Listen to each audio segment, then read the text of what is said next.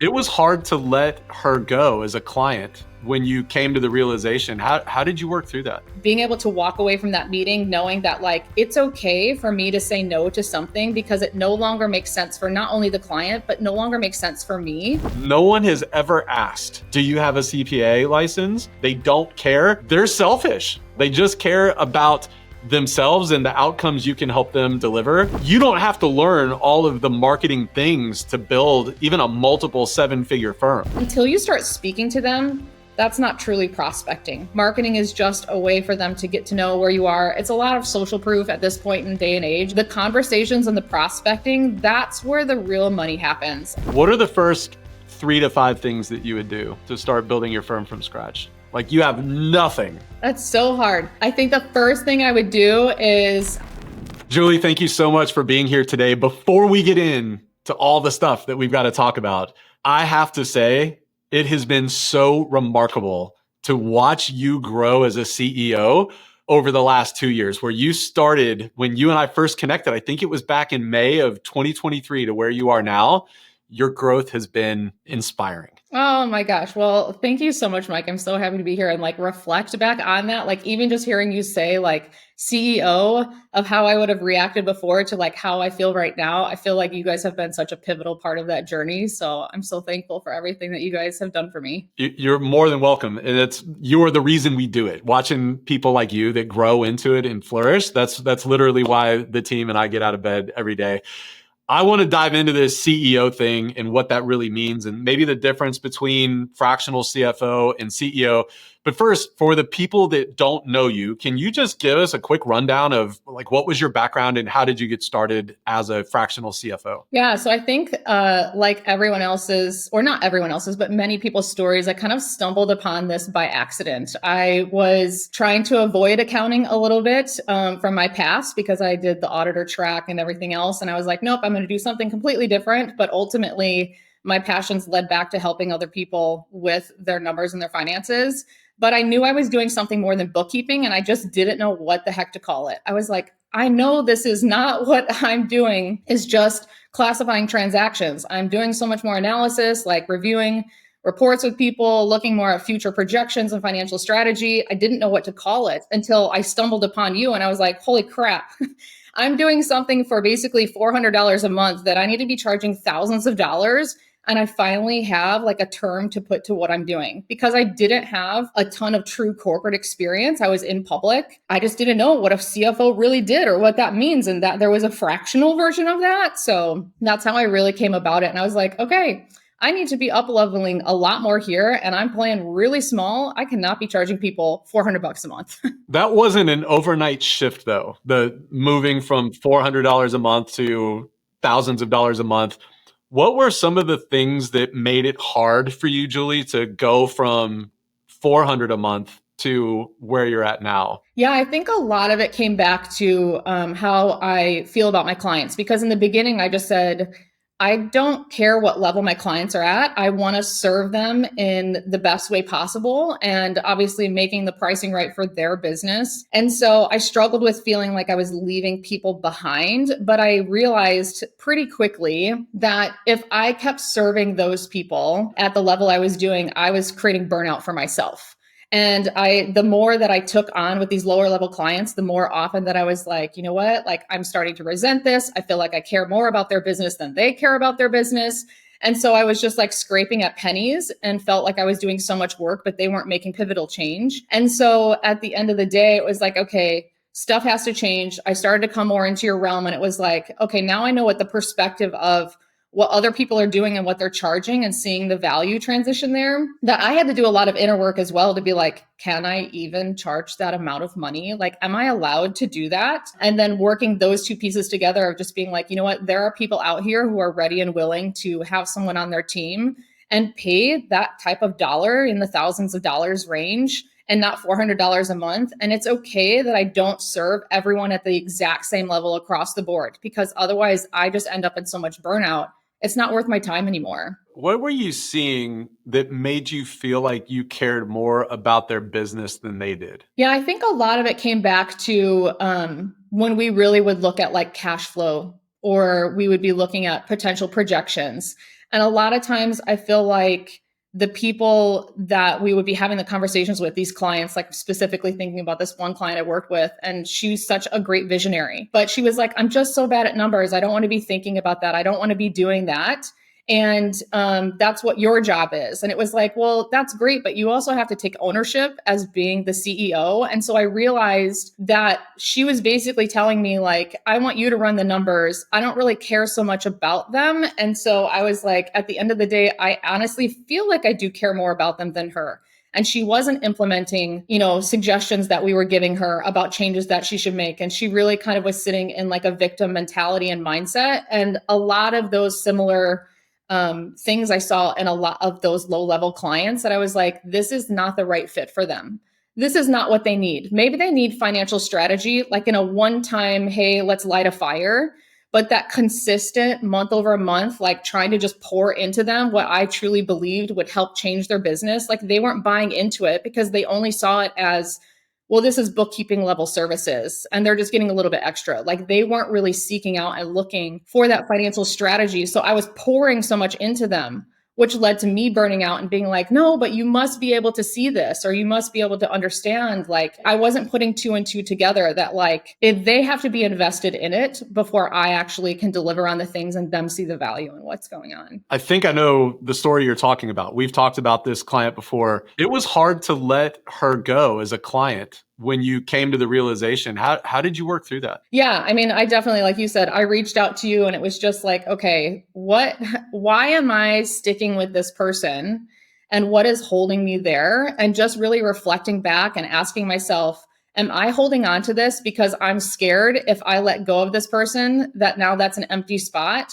But at the time, like she was already having failed payments. And so she was already so behind. And just not only from me internally, but like logistically looking at it of like, she's never going to be able to catch up. And at the same time, if I keep holding on to her to really help her through the next stages, that's not me letting go of something that I need to say it's okay to let go, because then that opens up space me mentally to be able to handle taking on new clients instead of trying to hold on to something that is no longer working. When it came time to pull the plug, can you walk me through what you said? Because I know I've lived through this.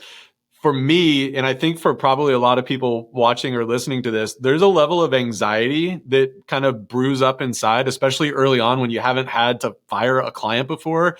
Like you mentioned, there's some scarcity, some fears that go on. And for me, it brewed up a lot of anxiety. And then you sit down to write the email or to think through what you're going to say.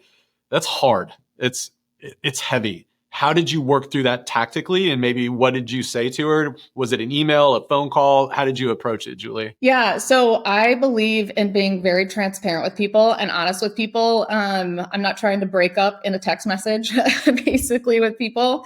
And so I just said, you know what, on the next monthly call that we have, I'm going to address this and I'm going to do it face to face with her, because I feel like that goes a long way to be really genuine. It's who I am at the end of the day. I want to feel good about the conversation that we're having and also show them that I do care about them and their business, but like it just doesn't make sense anymore for us to work together, and trying to show her, the logical part of it. So we went through our monthly call at the time.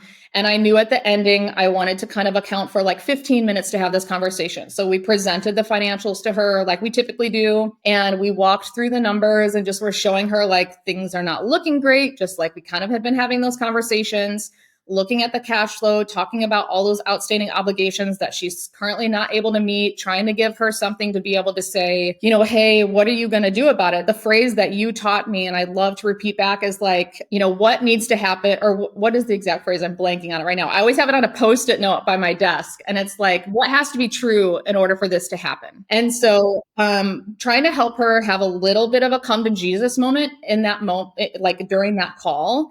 And her recognizing like, yes, the next logical step is I also cannot afford to continue to keep you guys on my side as well. And I've got to take ownership on all of this. So I was trying to lay the breadcrumbs a little bit for her during the call. And then I just said, you know what, like at this point in time, like, this is the plan. We are happy to help offboard you. We're happy to help you, provide you with the materials that you need, the things that you need. We're not just going to like leave you cold turkey. We're going to sit here. We're going to deliver the things that we promised we would deliver. We're going to make sure that you know how to utilize this schedule. We're going to make sure here's the bare bones of what you need to do to keep your business alive. Like, it's okay for you to not do these XYZ things, so that she felt like she had the tools she needed to continue forward, but allowing her to take over that ownership of it so that she could care for it more and realize that value of needing someone there and needing to really basically save her business. And then just said, it's just, it doesn't make sense for us to continue this because we don't want to be the reason that we're bankrupting you if you have other things that you have to prioritize first. And so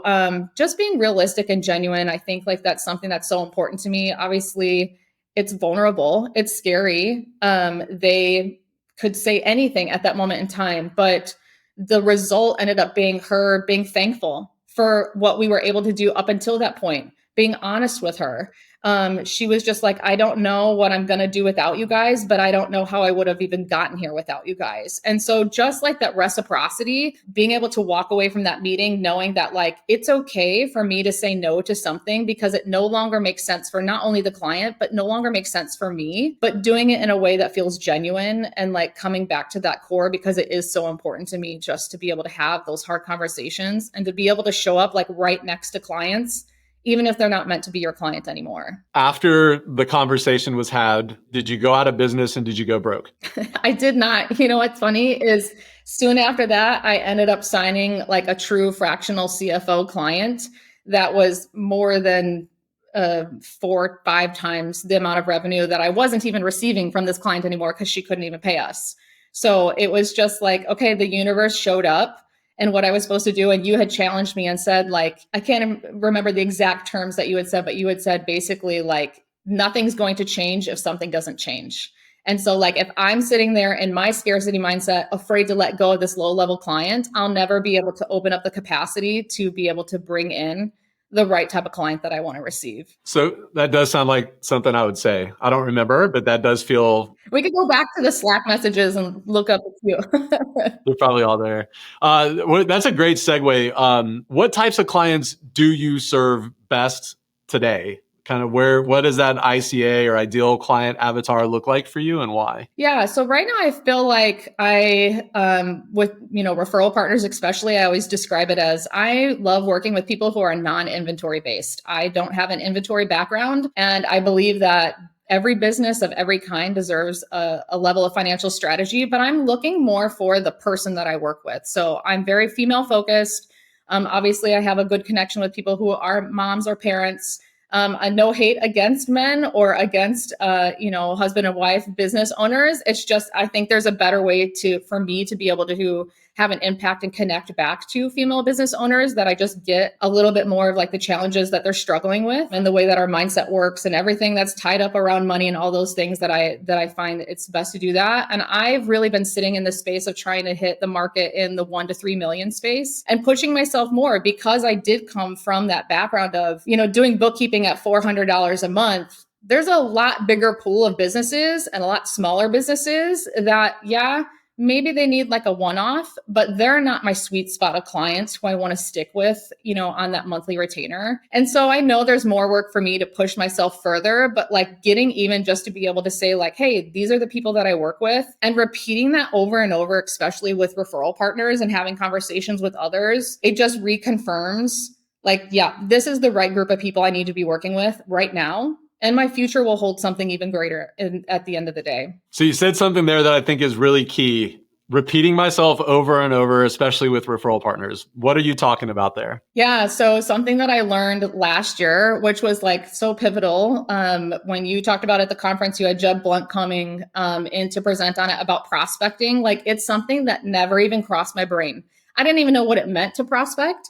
And so going through the conference and then the workshop in the summer, I was just like, holy crap, there's a whole other area of business that I just didn't even realize existed. And like, I was never taught it in school. I never saw it really exemplified in front of me in public accounting. Yeah, partners went and played golf with people, but like, I wasn't about to go find a bunch of moms to go play golf with. So like, it didn't make sense to me of what I needed to do in my business. And so something that I challenged myself in really 2025 was to be able to say, my word this year is to be visible.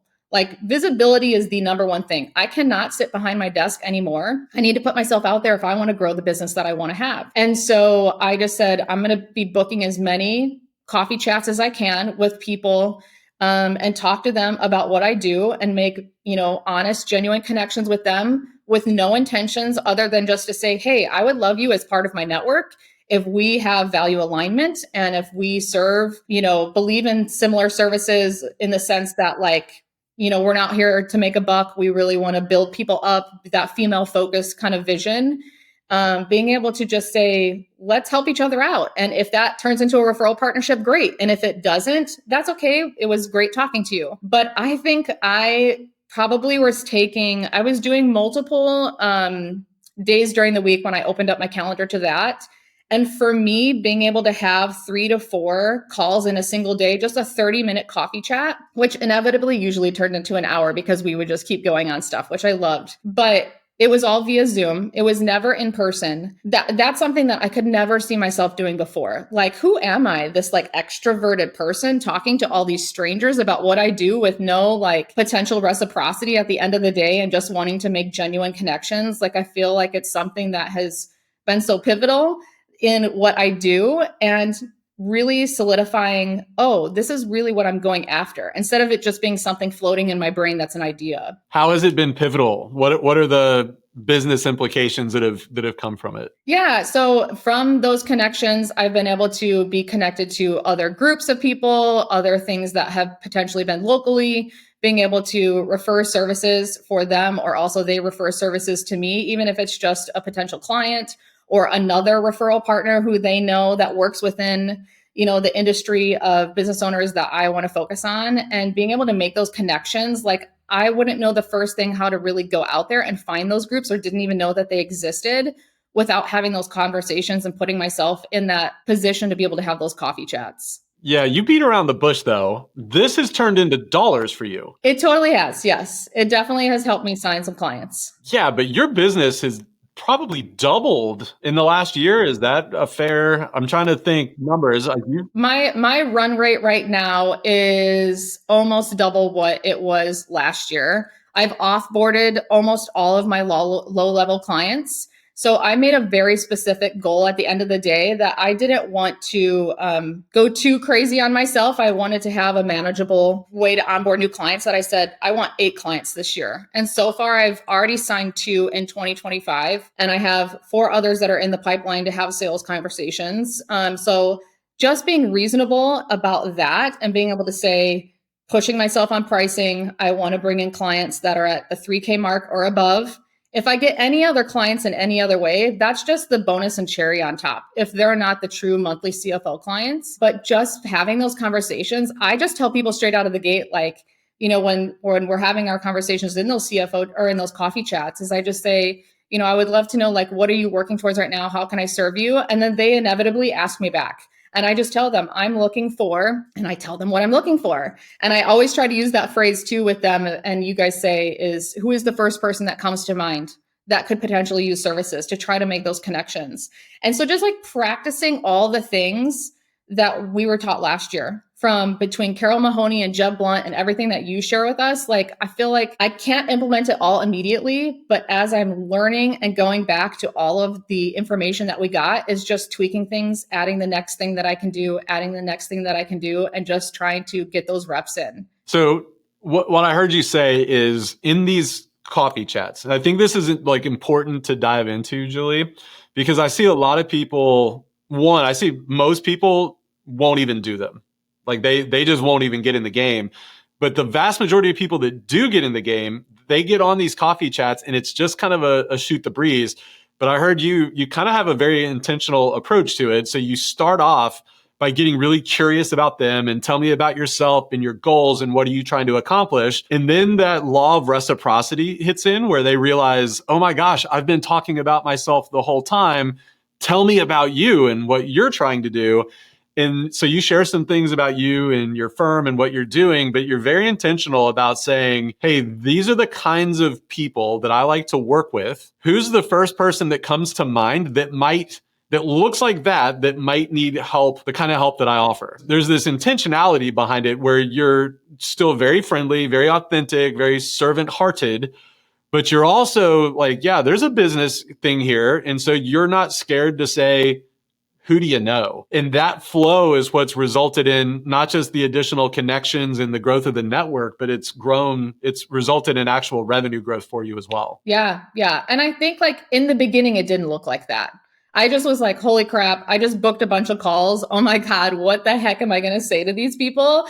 And definitely stumbled upon myself and for, what I was talking about. And just like, oh God, I was talking too much. They don't need to know my whole life story. Like, but I found that there was always something that was a genuine connection back to who they were as a human and who I was. And whether that's a similar interest, similar path in our life stories, a similar background, whatever that might be, that usually was like the pivotal moment. So like the other day I did a coffee chat and this person, she does like CRM systems. And I was like, oh, that might be a good person to be connected to. Like she does stuff with HubSpot. Like this would be great. Let's get on a call. The first thing she said to me was like, the reason that I decided to get on this call was because your message to me on LinkedIn was so genuine. And I felt like this was worth reaching out. And so I think that's something to say about like just the process itself in being who you are and just being open and honest about it. Because in my messages, I do say like, hey, I'm looking to grow a really great network who have values alignment and that type of thing, instead of just like, oh, you want to get on a coffee chat and see if we could be great referral partners? Like I don't use those words.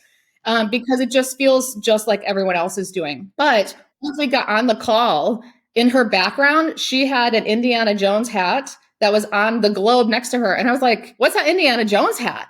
And she told me all about how much she loves Indiana Jones. And we spent a good 5-10 minutes talking about Harrison Ford and how much we love him. That's how the call started. And then at the end of the call, she was like, you know what? My husband and I, we do this business together and he's really more the numbers person.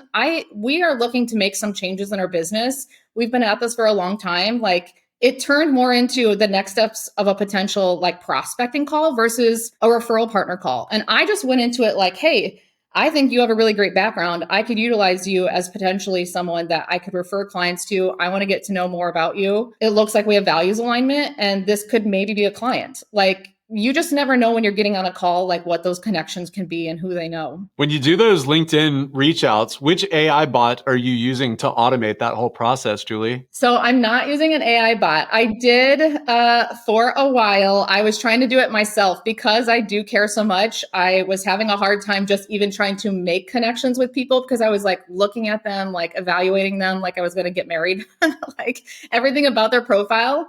So I did bring in a VA for a little while to help me just be like, get over the hump of let's not try to overanalyze their profile before they even accept your connection. And once they did connect with me, then I was the one that would send the initial message. And I would then spend the time to look through their profile. I would look for something that might be a great like way to just start talking or something that I found was interesting. I just going back to being like genuinely curious. I love talking to people. I love hearing their stories. I want to know more about them, but trying to do it in a way that isn't like icky, like, oh, hey, I know this person is looking for that. Just trying to iterate some of their language, telling them what I'm about, and then just going from there and just being human. I'll tell you, I was joking when I asked about the AI bot because it's so weird to me that people try to automate personal connection. It just doesn't work. At least the people I want to work with, that's not going to fly with them. But I will give you a quick plug for a new platform that I've been using for about a week now, and I absolutely love it.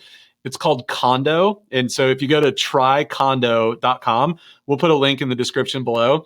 It's a third-party inbox for managing your like LinkedIn inbox. So there's no AI or anything to it, but it helps you organize into like folders and tags different people, and you can set reminders to follow up with people at different times. It really takes a horrible inbox experience from LinkedIn and makes it very manageable. So I'm not an affiliate or anything of them. I just like sharing tools that work, and the LinkedIn inbox is a dumpster fire. So huge fan of Tricondo.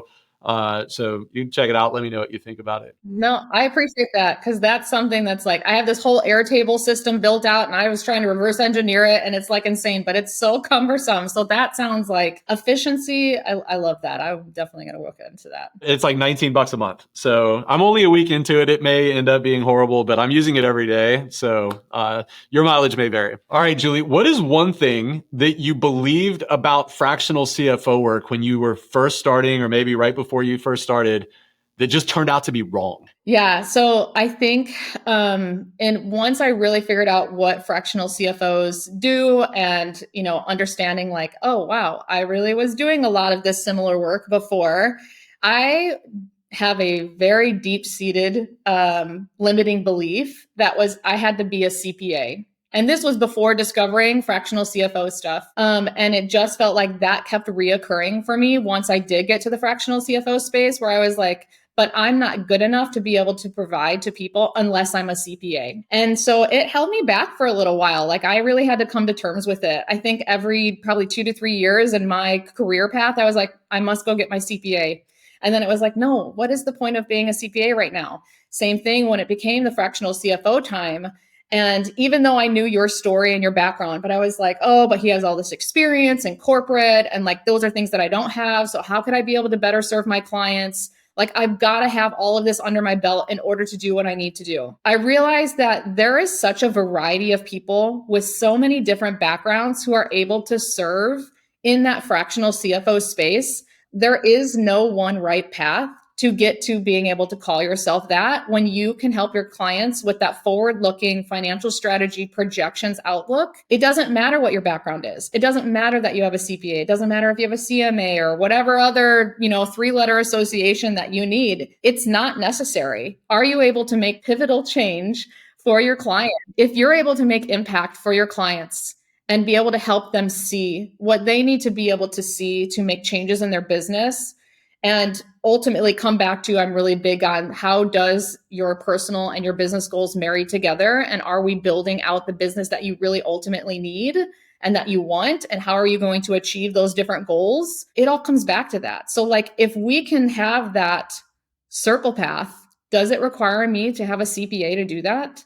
Does it require me to have 15, 20, 30 years experience in corporate accounting to be able to do that? Absolutely not. There's a lot of things that I've done in my career that many other people haven't, that I have experience around and perspective shift around that they may not have. And I think that to me, once I really dealt with those limiting beliefs, especially around the CPA, I let go of that. It kind of opened up the floodgates to like, well, who's going to stop me? Like, I'm out here to help these people and I'm making impactful change.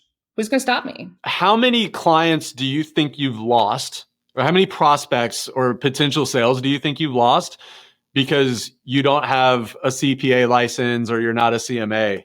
I mean, how many tens or hundreds of thousands of dollars did you lose because you don't have that? Zero. There's not been a single person. Usually they're just like, do you prepare taxes? And then my response is always, I don't, but I believe that CPAs who prepare taxes are the most niche of niche people. And we're going to find you a really great one to do that. And just that phrase alone satisfies any question that they have around that. I remember probably 6 years ago, I was in a similar boat, maybe 7 years ago, and I was looking really hard. So I have an MBA. And so I'm looking at state requirements. How many more classes would I need? And then when could I start taking the test? And then I started looking at the CMA, and somebody asked me, do you want to be the CEO of this company, or do you want to do client work in service delivery in your own company? And so essentially what he was asking is, do you want to be a CEO or a fractional CFO? And I said, I want to run the company. And he said, then don't bother getting any of the letters after your name. Spend your time and money and energy learning how to be a better leader and how to build a company and not how to do better service delivery. And that was a really pivotal change in my mindset as well. It was like, oh, this is a totally different ballgame over here, this CEO thing. And so there was a quick season where I was really asking myself, do I want to really lean all in on the CEO thing, or do I want to focus on service delivery? And I chose the former. I wanted to do the CEO thing. And so that was for me a really liberating thing to recognize, like, oh, you don't have to do this if you want to go down that path. But I will also say, if somebody's listening and they're like, well, I want to be both. I want to have my company and I also want to do service delivery. I can tell you this, and I don't know how many hundreds of sales calls I've been on now, but I mean, it's many hundreds at this point. No one has ever asked, do you have a CPA license? Oh, wait, are you a CMA? Nobody has ever asked. They don't care. They're selfish. They're all a bunch of selfish people. They just care about themselves and the outcomes you can help them deliver. And I think we over index because of the finance and accounting worlds a lot of us come from, where it is important if you want to achieve a particular position or reach a pay threshold, you've got to have the right letters after your name. And so we carry that into entrepreneurship, and it just isn't transferable. The people that pay you in this world, they don't care. They just want to know if you can help them get whatever outcome. So for anybody that's listening to this and you're hung up and having those internal dialogues of like, I'm not good enough, because it really doesn't matter in this world. People just care if you can help them achieve their goals. Yeah. I mean, hands down, Mike, like I think even just saying, I've never even had a client ask, what's my background? What have I done before? Like, what type of jobs have I had? Like not even that. So even if you're like coming from your track as well, like from the engineering space and, naval and all the different things that you've done, like you're living proof of like is the potential, even if you aren't within the finance accounting space, of what can be possible. Let me ask you this. So you've been doing the fractional CFO thing for 2-ish years now. What is a crazy client story that made you question your life choices to go into this industry? Maybe it's questioning my life choices of what clients I take on, looking for the red flags. I have to have a better ability to do that and look at that up front. I had a client who they didn't want to see numbers at all. There was a lot of things going on at home that the business ended up turning into something that was trying to hide things from their spouse, and how many different personal transactions came through the business that were like, okay, we're running out of money real fast because you're not honoring what's happening here at the business. But then I start unraveling things and realizing, oh, okay, I've got to exit this very quickly. I don't want to be involved in that. So I don't want to give away too much, but there is a lot of interesting stories and excuses. And just, she even said to me, my husband wants to join the call, but don't tell him XYZ thing. Only look at the top left. I was just like, okay, I'm not a therapist. This is not a therapy session. The husband is not a business owner. And now I have to be careful about what XYZ things I say about your business. And just from a financial perspective, like you are not in values alignment with me. So that client, there was a lot of very interesting conversations and things that I saw run through their business. You mentioned something that's near and dear to my heart, that values alignment with the client. Can you talk to us a little bit about what does that mean? What does it look like? What are your values? How do you use that in the client vetting process? Yeah, I mean, it's something that I think like each CEO and firm owner, you really have to figure it out. I feel like my values still evolve a little bit because I'm just trying to dial in like less is more and not get too crazy, but just being able to have, asking clients and during the prospecting call, about if they're open to hard conversations, and what is their perspective around money? And do they have any, in more or less words, trying to figure out, do they have limiting beliefs, or do they have mindset issues around finances? What did they do before? Trying to really suss out what is their background and how they've reacted to things previously, I think is really important, because then you can see different stories start to align with like, okay, I can see where they stand on this, but also just letting them know upfront that we are not a background player. We are someone who is here right by your side. We are a team player. We are someone that we want you to rely on, that we are here for you on a consistent basis, and that we're not someone that is an afterthought. Like, we need to truly be an advisor in your business. And that to me is so critical and so important, because otherwise we can't get our job done when we're always playing defense instead of being on the offense with the client. And so if they're down for that, like, to me, I feel like that is such a big component to realizing as you move forward into the monthly container, whether or not it's going to be really stressful, a pain in the butt type of client, like feeling like you're always kind of they're dragging their heels or not relying on you and just not being seated in that proper role. But just again, going back to what we talked about before, having genuine conversations, really trying to ask them the questions that are going to show examples of what are they like when they talk about money? What are they like when they bring someone in? How do they feel about it? What have they experienced in the past? Who was doing it?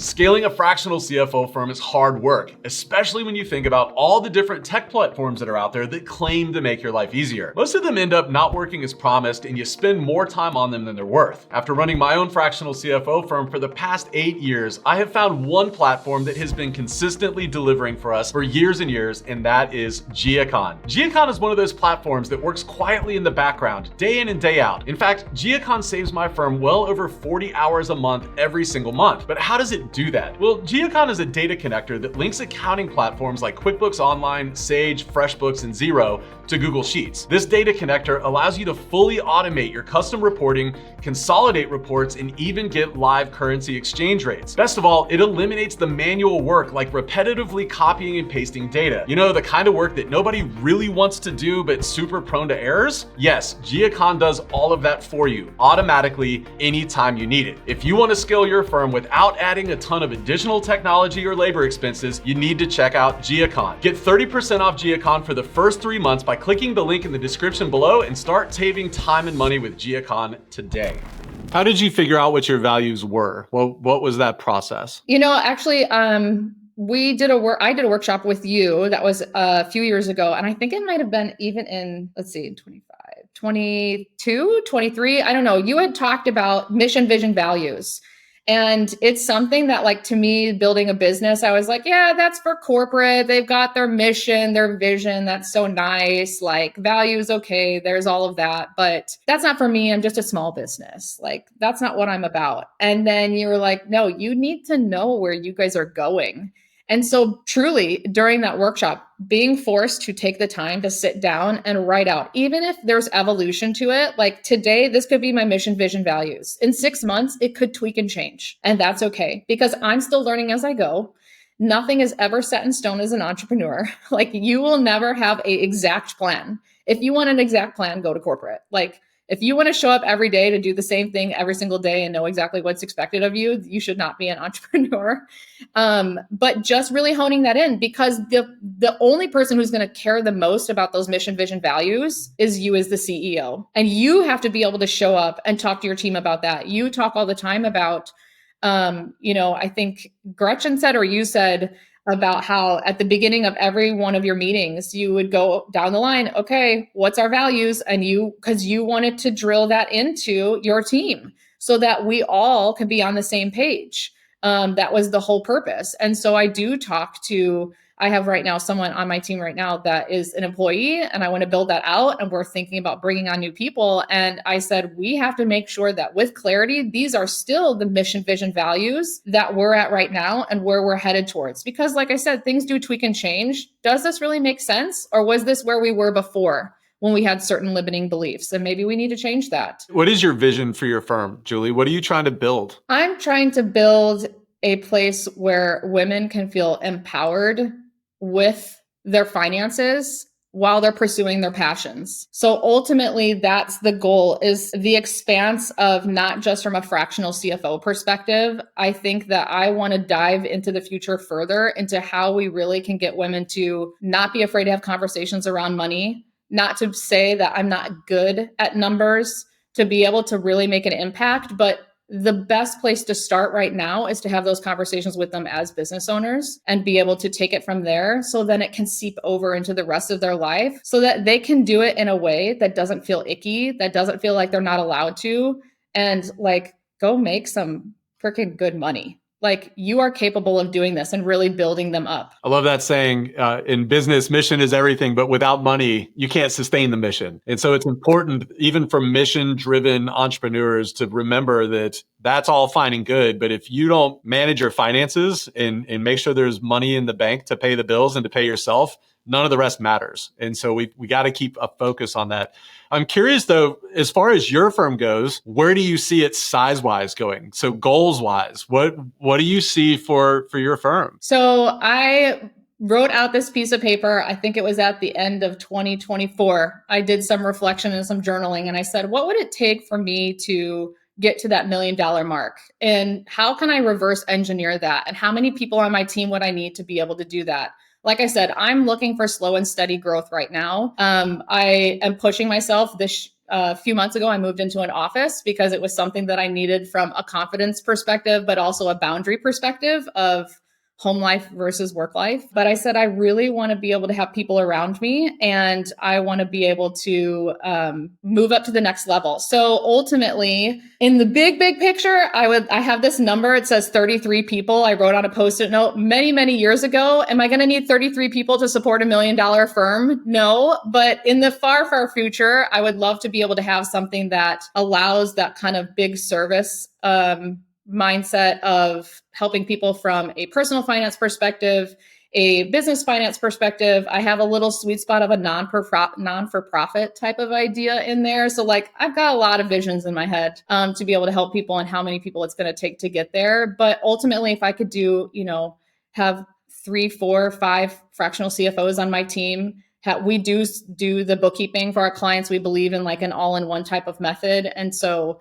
that future of having the bookkeepers on here locally as well. So building up to like 8 to 10 people. Can I do that with over $1 million? I think I really can hit that by having that group of women around me. When you think about the pursuit of that goal, $1 million, 8 to 10 employees around you, what do you think is your biggest personal bottleneck in pursuit of realizing that vision? I think my biggest bottleneck is probably not getting stuck in the weeds of the details of what's going on with clients and the business right now, of being able to pull myself out and almost be that strategic advisor that I need to myself, or bringing in those people to be that, whether through mentorship or hiring someone. I currently don't have anyone in the ops seat or an assistant VA OBM seat. It's something that I'm looking into going to next because I know I'm being drained on that side. I've done a really good job, I feel like, at delegating as much as possible, so that I'm not the only one responsible for client work. I'm trying to be more in that CEO seat versus the delivery seat. And I find that I'm still doing a lot of tasks that are just eating up my time that don't allow me to really focus on the vision, that I'm just doing like the day in, day out tedious stuff. So I actually have a call later today with someone that's ops strategy. So we'll see how that goes, if it's a good fit. Let me know how it goes. Slack, drop something in the Slack later as far as an update. I'd love to hear how it goes. What do you think most fractional CFOs are getting wrong right now? Because you're in Inner Circle. There's 300 some odd firm owners in there. So you get to see a little bit behind the curtains. What do you think most are getting wrong? I think a big thing that comes back to it, and we're all so analytical, is that we're worried about exactly how to do some process, have a certain background, do something in a specific way to be able to like visualize it out before we actually do the thing. It is so hard to get that out of your system. I still do it. I try really hard not to do that and just like, build the thing. We don't need to build the thing and then wait for them to come. We've got to get them to show up, and then we can build the field. Like, it's a little bit of the opposite of that field of dreams mentality. Like, we can't spend all day building out these beautiful projections and spreadsheets and doing all these things when instead, if you have no clients who can utilize them, then what's the point? Like, there's a time and a purpose to do refinement and to make your process more efficient and better. But with so many people coming in, I feel like we're all trying to figure out what is the key of what we're going to deliver and how we're going to do it from a process standpoint. That's like, you got to get those clients first. You got to focus on the things that are really going to move the needle. And like, I experienced this without realizing it. In 2023, we had a really rough year personally. And my husband decided to leave his job because he was, going through some really toxic workplace things. He wanted to do his own business. And for me, because at that time, I didn't know how to really prospect. I thought marketing and prospecting, even though I didn't know the word, was all about get on social media or just like post some stuff on socials and hopefully I'll get clients. But the real way for me to get clients is just to deliver really well. Well, delivering really well got me 0 new clients. I never made an ask for, hey, do you know any others? I never asked for testimonials. I never did outreach. I never tried to find new clients on my own. I just was like, well, if I do a really good job, people will recognize that. And if I just refine this process and create a better dashboard or create a new, more efficient process, like, it was not bringing me more business. And I was very stagnant. And when 2024 came around and I started hearing all of these different phrases and learning from you and the people that you brought in about how do I prospect? How do I sell? How do I put myself out there? What do I really need to be focusing on? Like, we've got to get out of the weeds and get out of our own way in order to move forward. And the other stuff will naturally take care of it because we are so analytical. Like, in the process, we will make it better. Like, we will just naturally always look to make it better and do it in a more efficient way. But that doesn't have to come first. What do you think is the biggest lesson you've learned about prospecting and marketing that you wish you knew 2 years ago? In fact, let's start, Julie, with what's the difference between marketing and prospecting? What does prospecting even mean? Because 2 years ago, you didn't know. So there's probably someone listening to this that's like, what is that? So to me, prospecting is the intentional act of going and building relationships with people and talking to them about their businesses, getting to know them, and then having that reciprocity of, just trying to put yourself in a room of people being open about where you are in business, but wanting to really, truly make an impact and trying to seek out clients, referral partners, like an intentional way to go do that. To me, that's having conversations, that's getting on coffee chats, that's going to, different local events, like whatever that might be, versus marketing is truly the kind of billboard. You can't talk to a billboard. You can call a number. You can look at a business card and same thing. That's not a conversation. That is you just putting out information, kind of the walk by window about what your business is that might entice someone to potentially have that conversation. But until you start speaking to them, that's not truly prospecting. Marketing is just a way for them to get to know where you are. It's a lot of social proof at this point in day and age. It's just something exists there. They know I'm not just some fraudster, but at the end of the day, like, the conversations and the prospecting, that's where the real money happens. I think there was someone that was at one of our workshops. I want to say Dan Dolivet. He said, cash is in the conversations. And it's 100% true. I remember that. I think it's so important to nail down that distinction because a lot of us, myself included, we don't come from a background where we know how to do marketing. Marketing is like everything from SEO to ads to social media to blog posts and all those different things, the billboards and TV. Like, marketing is so many things.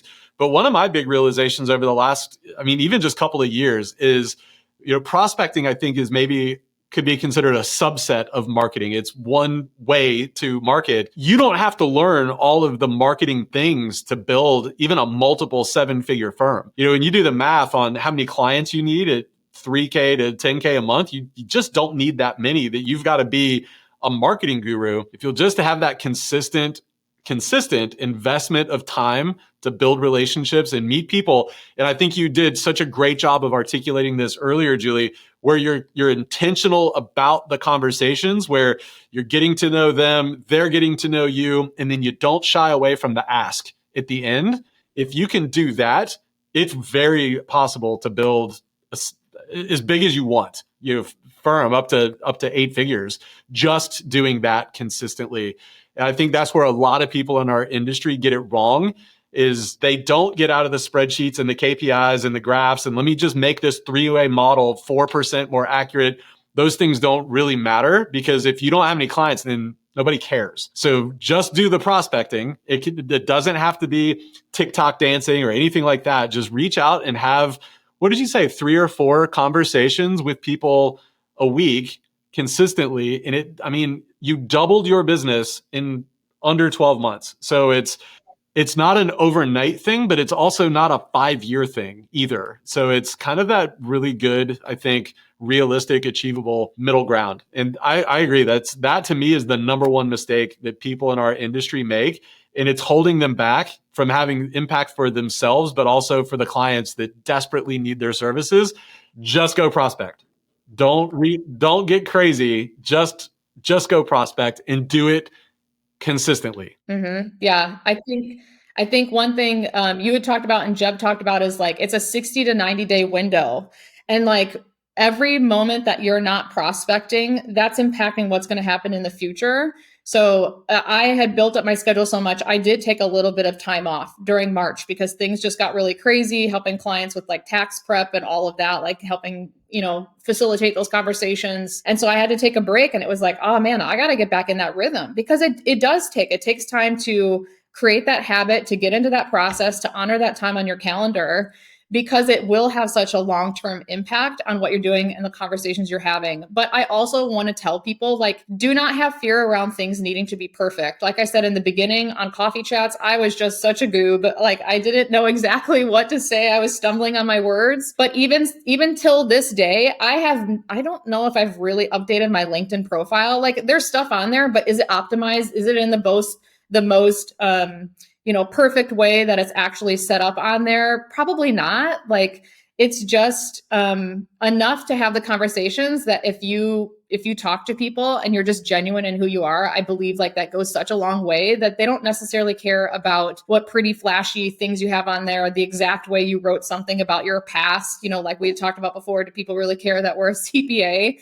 No, not at all. They want to talk to people who that they're willing to have a conversation with that is genuine and is human. I mean, that's the feedback that I get all the time. And I think if more people look at it from that perspective, that you'll be having more impact in what you're doing and seeing the fruits of that labor a lot better. Julie, if you had to start from scratch today, if you had to just start the whole thing over again today, knowing what you know now, what are the first 3 to 5 things that you would do to start building your firm from scratch? Like, you have nothing. What would you do? First 3 to 5 things. That's so hard.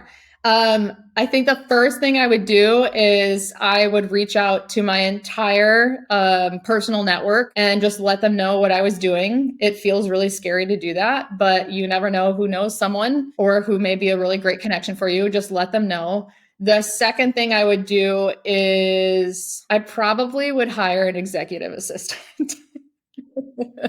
And then the third thing I would do was I really would get super clear on my offers, the mission, vision, and the value. Like those 4 things, and pushing myself higher than what I think. Like looking at picking a number and then challenging myself to either 1.5 times or double it, and sit with that feeling, and then just go talk to people and see what they say and see if I can find the right room.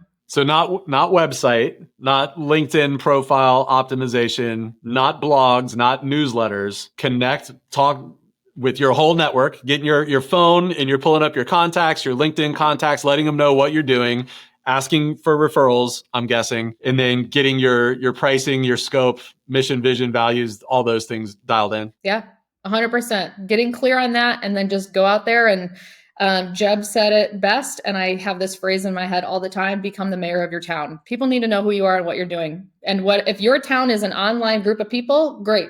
If your town is physically, locally your town, great. If it's a mix of all those, great. People need to know who the hell you are and what you're doing. One of the things that we talked about was the prospecting and sales stuff today. And I actually have a great episode on that, which we're going to link to right here if you want to check it out. Julie, thank you so much for being here. I cannot wait to hopefully see you this summer at our brand new mastermind. Yes, I can't wait to do that. All right. Thanks, Julie. Thanks, Mike.